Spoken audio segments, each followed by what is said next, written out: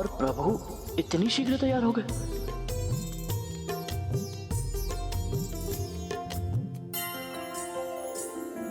अभी तो भैया अरुण भी उदित नहीं हुए। भोर से भी पहले इतनी सुबह कौन आ सकती है?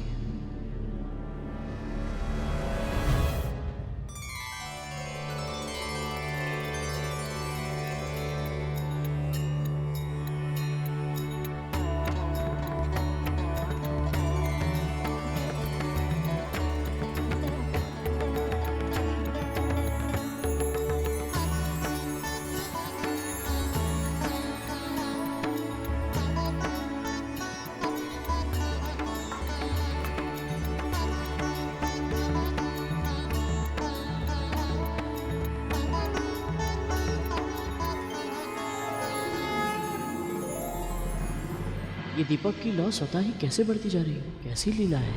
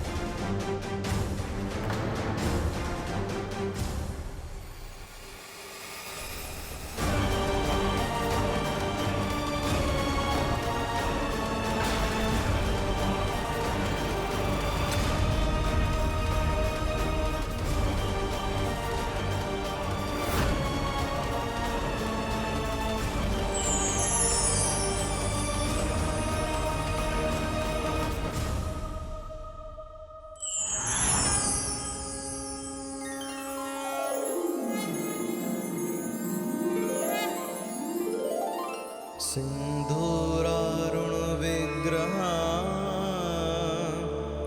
त्रिनयना। जय मां ललिता। जय मां ललिता देवी। तारानायक शेखरा स्मितमुखी मां पीनवक्षोरुहा पाणिभ्यामलिपूर्णरत्नचषकं रक्तोत्पलं बिभ्रतीं सौम्या रत्नघटस्थरक्तचरणा ध्यायेत् परमाम्बिका। श्री माता, हमारा व्रत सफल हो।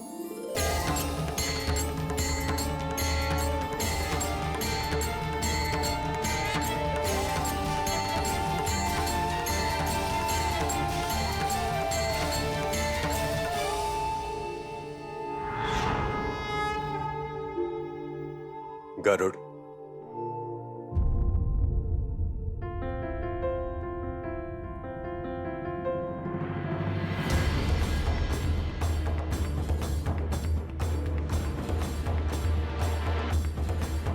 माँ, वो कौन थी जिनकी आभा इतनी अधिक तेज थी कि मैं सहन नहीं कर पाया और अचेत हो गया?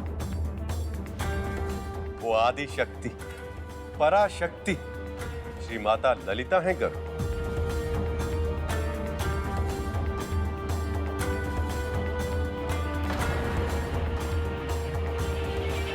कितना कितना अभागी हूं मैं प्रभु। ना तो मैं आपका वाहन बन पाया, ना मां ललिता के दर्शन कर पाया, ना ही उनका आशीर्वाद ले पाया। मैं भला इतना दुर्बल कैसे हो गया माँ? गरुड़, वो इसलिए कि तुम्हें उनकी शक्ति का आभास नहीं है। आदि शक्ति, पराशक्ति श्री माता को जानने से पहले सभी को यह अहंकार होता है कि उनके पास जो शक्ति है वो उन्हीं की है। पर अहंकार तो टूटता ही है और उसके बाद ही शक्ति को हम जान पाते हैं। जानते हो, ये भूल केवल तुमसे नहीं हुई, प्रभु के साथ भी कुछ ऐसा ही हुआ था।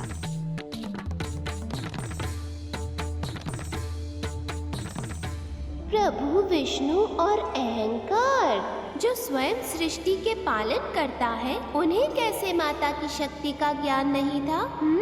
इस कथा के बारे में तो मुझे भी ज्ञात नहीं है। प्रभु, ये कैसे? सृष्टि के आरंभ में केवल और केवल पराशक्ति ही थी, जो निर्गुण, उनका ना कोई आदि ना ही कोई अंत। उन पराशक्ति से उत्पन्न हुए महादेव और उन्हीं से उत्पन्न हुआ मैं, अर्थात विष्णु।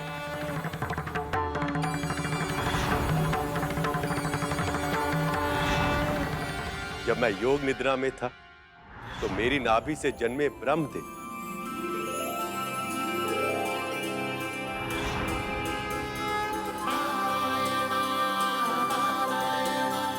और फिर भी कई युगों तक मेरी निद्रा भंग नहीं हुई। इसलिए ब्रह्मदेव को यह ज्ञान ही नहीं हुआ कि वो कौन है, उनके जीवन का उद्देश्य क्या है। और कुछ समय के बाद मेरे कानों की मैल से मधु और कैटब नाम के असुरों का जन्म हुआ।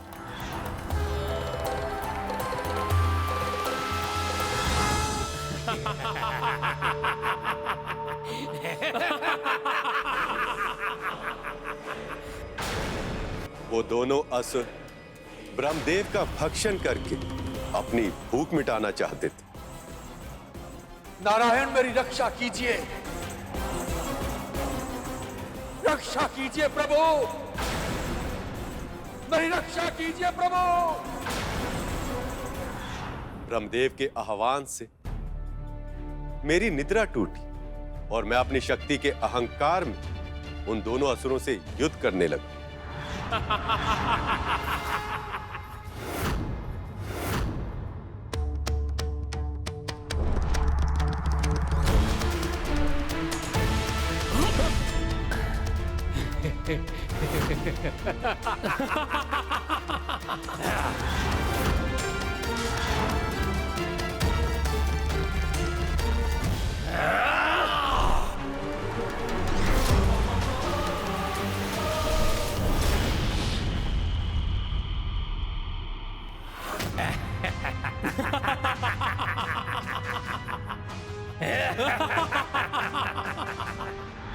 क्योंकि तुम्हारी ही तरह मेरा अहंकार भी तब टूटा जब मैंने उनसे युद्ध की।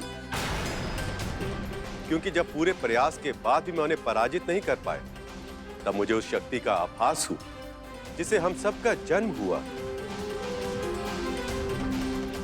जो सृष्टि के निर्माण का कारण थी, जिसके प्रताप से मधु कैटब इतने अधिक बलवान बन गए थे।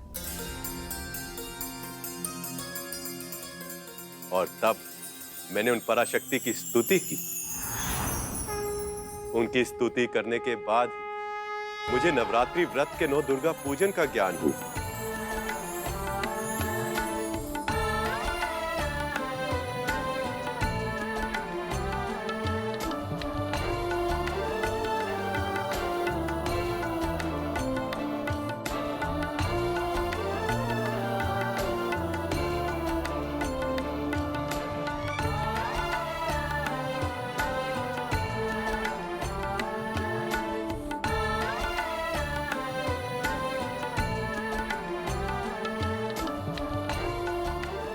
और उस पूजन के बाद ही मुझे उस आदि शक्ति पराशक्ति का आशीर्वाद प्राप्त हुआ। मधु और कैटब नाम के ये दोनों असुर आपको पराजित करने के कारण अहंकार से भर गए हैं। यदि आप इनके अहंकार का प्रयोग इन्हीं को पराजित करने में करें तो आपको सफलता अवश्य मिलेगी।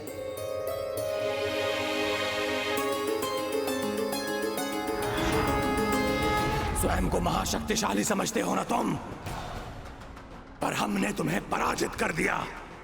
मैं विष्णु आप दोनों के अंदर छिपी शक्ति से हार स्वीकार करता हूं। अब मेरी आप दोनों से ये विनती है कि आप दोनों महाशक्तिशाली योद्धा मुझ निर्बल को एक वरदान दें।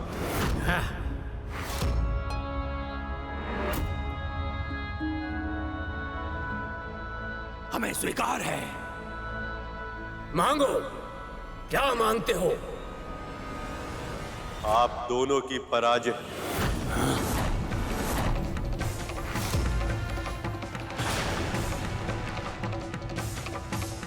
आप दोनों की मृत्यु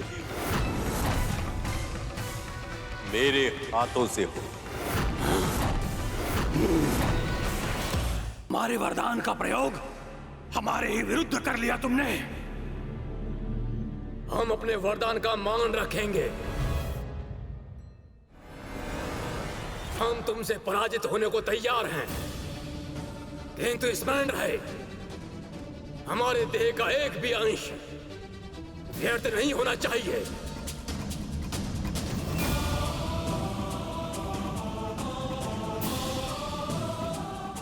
मुझे स्वीकार।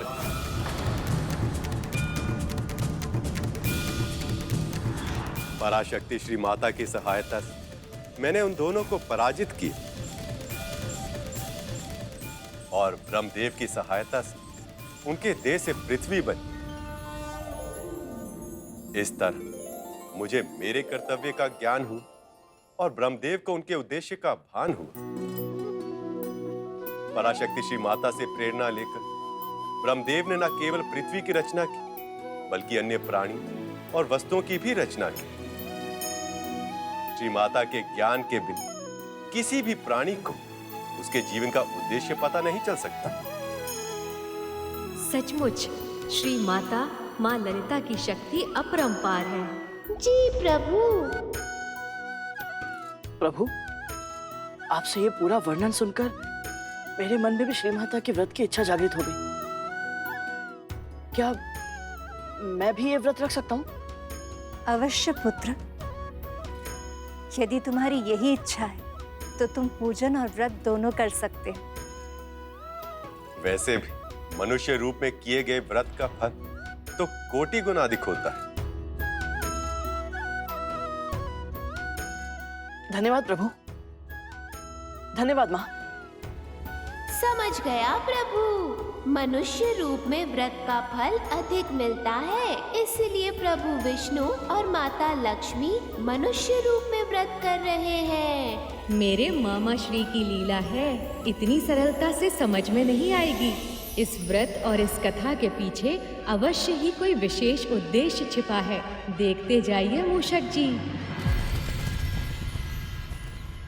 कितना आनंद आता माता की कथा सुनने में, उनकी पूजा में सम्मिलित होने में।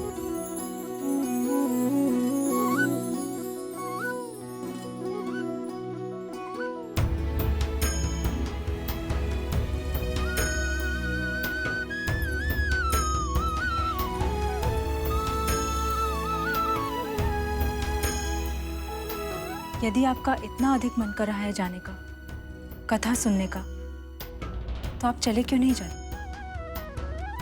हम नहीं जा रहे हैं इसका अर्थ ये नहीं है कि आप भी नहीं जा सकते।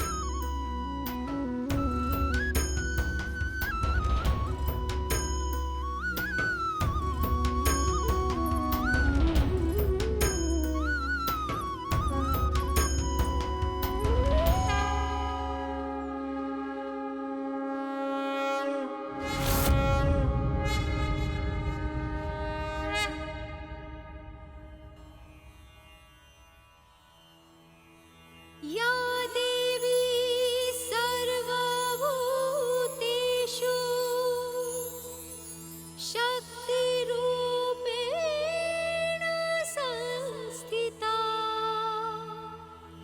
नमस्तस्यै नमस्तस्यै नमस्तस्यै नमो नमः।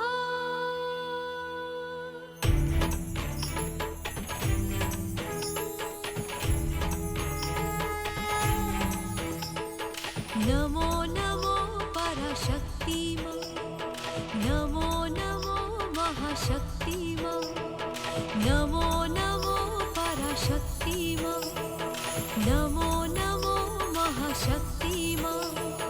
खड्गधारिणी। कितना सुंदर दृश्य है ये। स्वयं प्रभु विष्णु और माता लक्ष्मी आरती कर रहे हैं माता शक्ति की।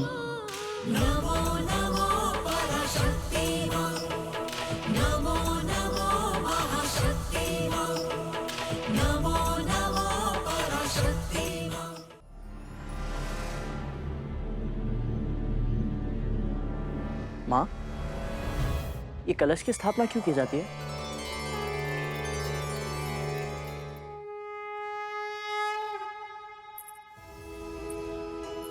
करो, कहते हैं कि कलश में सभी देवी देवताओं का वास होता है। एक तरह से पराशक्ति श्री माता की पूर्णता का प्रतीक है ये। और वो मिट्टी में उगने वाली जौ प्रकृति की प्रतीक है।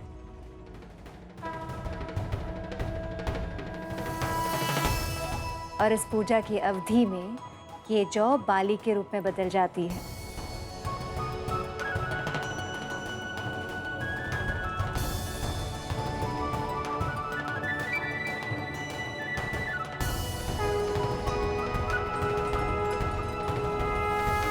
जय माँ विंध्यवासिनी, जय माँ भगवती। जय मां भगवती। पधारी। श्रीमान, आपकी धर्मपत्नी नहीं है? जी, वो तनिक व्यस्त थी। अच्छा ही हुआ श्रीमान कि आप आ गए। मेरी पत्नी नौ दुर्गा की बहुत सुंदर कथा सुनाती है। मैं तो जितनी भी बार सुन लूं, मुझे कम ही लगता है। आइए। हाँ जी।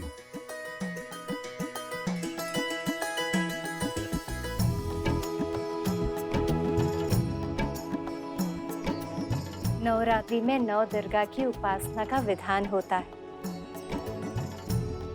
इस अवधि में हर दिन माँ दुर्गा के एक स्वरूप की पूजा की जाती है।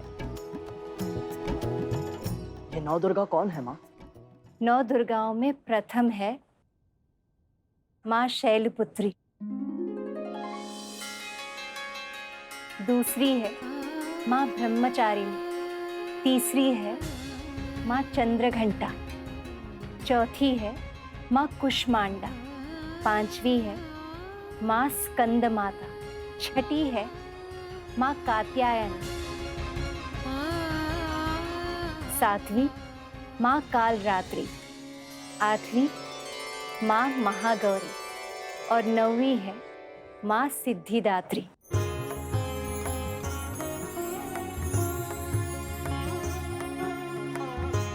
ये सभी स्त्रियों की 9 अवस्थाओं की प्रतीक है।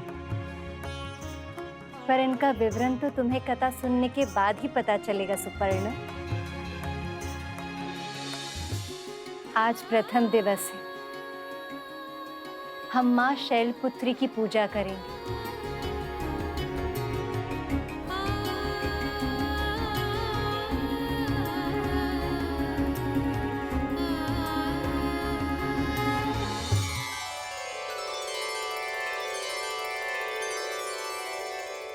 हे श्री माँ माता ललिता, अपने जीवन का लक्ष्य प्राप्त करने में मेरी सहायता करें माँ।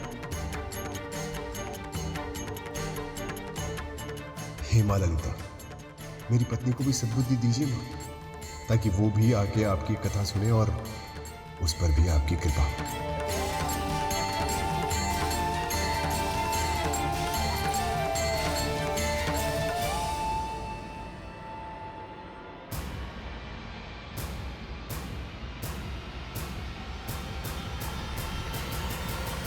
प्रभु भगवान विष्णु और माता लक्ष्मी का शास्त्री और उसके पत्नी को नवदुर्गा की कथा सुनाने के पीछे क्या मंतव्य है?